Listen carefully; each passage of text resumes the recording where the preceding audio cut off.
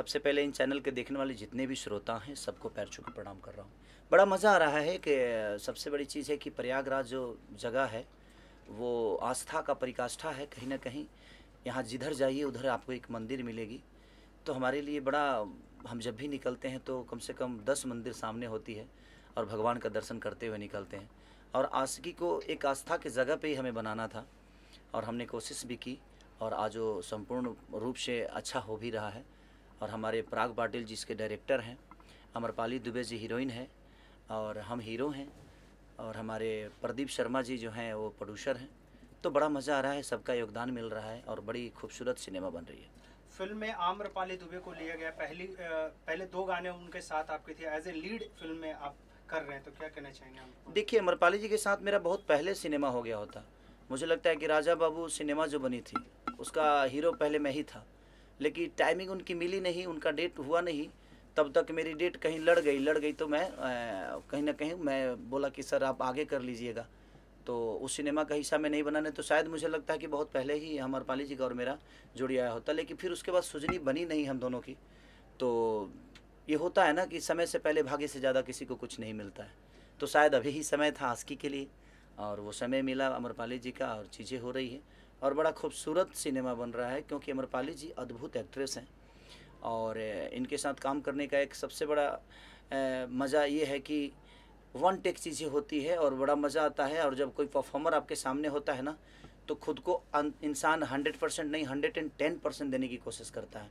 तो सामने वाला जब 100 कर रहा है ना, तो कोशिश करता है आदमी 110% हम करें, तो वो मज़ा आता है। तो कुछ करने की इच्छा होती है और फिर वो चीज़ें बड़ी होने लगती है। हमारा डायरेक्टर अगर इतना सोचा है तो हम उसको अपने परफॉर्म से इतना बड़ा कर देते हैं चीज़ों को, तो वो बड़ा बेहतर होता है। तो अगर समझदार एक्टर आपके सामने खड़ा है तो ऑब्वियसली चीज़ें अच्छी होगी। पहले आपके साथ काजल राघवानी की चर्चा थी आस्की के लिए, लेकिन अभी नहीं, ऐसा तो कुछ नहीं था, कोई साइन ही नहीं हुआ था।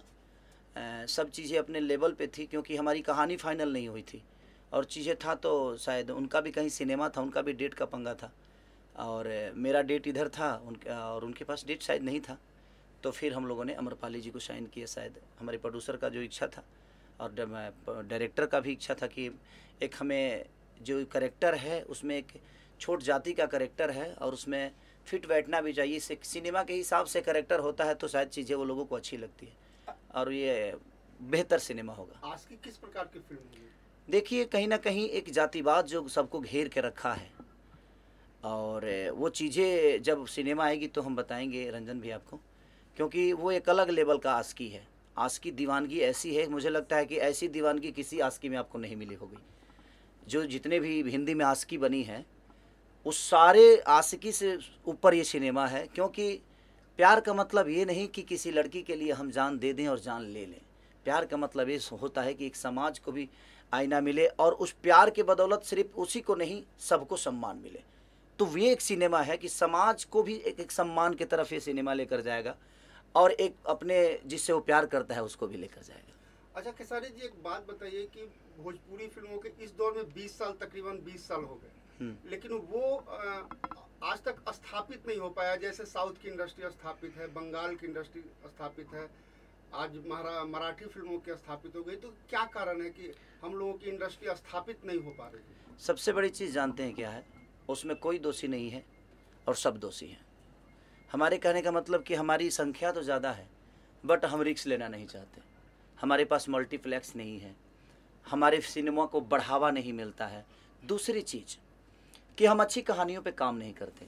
ऐसा नहीं है रंजन भैया, आप देखिएगा हमारी कई सारी मूवियाँ आई है, मेहंदी लगा के रखना, संघर्ष, आपके बागी, मैंने बहुत ऐसी सारी चीज़, साजिद चले ससुराल, जान तेरे नाम, मैंने लहू के 2 रंग से लेकर मैंने जितनी भी कई सारी फिल्में, कुल्ली।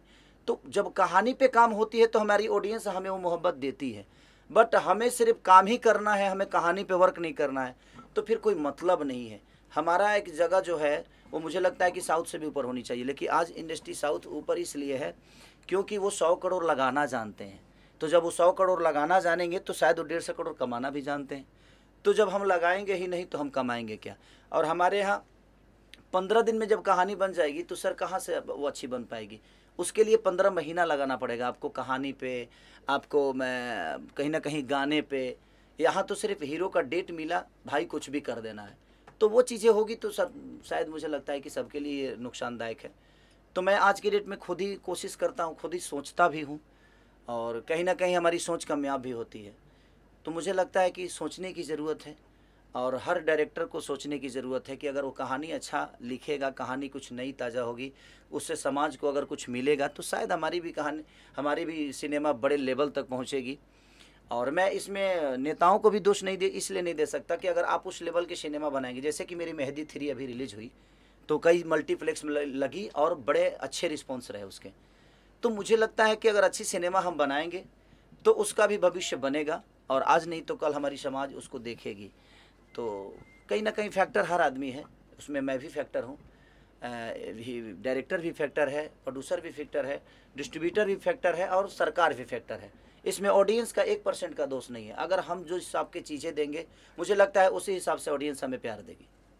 अच्छा, पहले भोजपुरी फिल्मों का सबसे बड़ा मार्केट बिहार है, उसके बाद उत्तर प्रदेश है। तो पहले शूटिंग होती थी मुंबई में, फिर गुजरात में, अब ज़्यादातर शूटिंग हो रही है यूपी में। बिहार में क्यों नहीं हो रही है? देखिए, बिहार में नहीं होने के कारण व्यवस्था वो बिहार में नहीं मिल पा रहा है, और सब्सिडी मान के चलिए कि जो लोग हैं कि कुछ सब्सिडी से सरकार का हेल्प मिल जाता है, तो उनका शूटिंग का खर्चा, जो होटल का खर्चा, जो वहाँ पे बिल पे कर रहे हैं, आज यहाँ खाने का खर्चा, होटल का खर्चा, गाड़ी का खर्चा, तेल का खर्चा, क्रेन का खर्चा, माने जो चीज़ें खर्चा होता है तो कहीं ना कहीं सरकार उसको हेल्प कर देता है। तो सब्सिडी का जो जरिया है यूपी सरकार का, वो काबिलिय तारीफ़ है, और इसके लिए मैं धन्यवाद देना चाहता हूँ इस सरकार को, जिन्होंने सब्सिडी का दौर चलाया, और हर आदमी आज सब कहीं ना कहीं, कुछ जो फिल्में टूटती थी, जो प्रोड्यूसर बर्बाद हो जाते थे, तो कहीं ना कहीं सब्सिडी के आसरा से लोगों को बचे या ना बचे, लेकिन वो बर्बाद नहीं हो पाते हैं, तो फिर आगे हिम्मत करके वो चीज़ें बनाते हैं। अगर बिहार में भी सब्सिडी का अगर दौर चल गया तो शायद मुझे लगता है कि बिहार में भी सारे लोग शूट करेंगे। अगर वो व्यवस्था उस टाइप की हो गई तो शायद क्यों नहीं बिहार में शूटिंग होगी।